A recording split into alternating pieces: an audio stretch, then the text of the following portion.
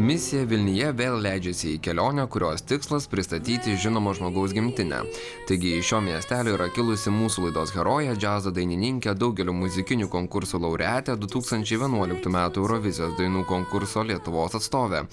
Taip, atkeliavome į Evelinos Sašenko gimtąsias Rūdiškes, o susitikome su ją pusiaukelėje, Trakų pamiškėje, kur Evelina išėjo pakvėpuoti grynų orų prieš išlėkdama į sostinę. Esu aš kilusi iš Rūdiškių.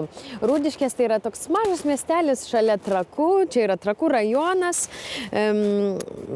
Gimiau ten, mano visa šeima, netgi mano prosenelis buvo kilęs iš Rūdiškių, tai kaip ir galima sakyti, kad esame įsišaknyję tam mažam miestelį. Šeima mano irgi yra nemaža. Aš esu iš 3 seserų šeimos, turiu dar 2 seseris, esu vidurinė. Na ir taip, ir gyvenam Rūdiškėse. Be galo gražus, miestelis apsuptas miškų. Kiekvienam gimtasis kraštas pats gražiausias. Rūdiškės iš tiesų gali pasigirti spygliuočių miškais ir spalvotais namais. Tačiau tokių miestelių rajone nemažai. Kuo išskirtinė ši vieta?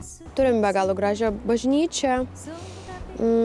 Išskirtinis tuo, kad toks mažas, bet talpina tiek daug tautybių. Rūdiškėse žmonės kalba 3 kalbom nuo senų laikų. Žmonės ten kalbėjo lenkų kalbą, rusų ir lietuvių.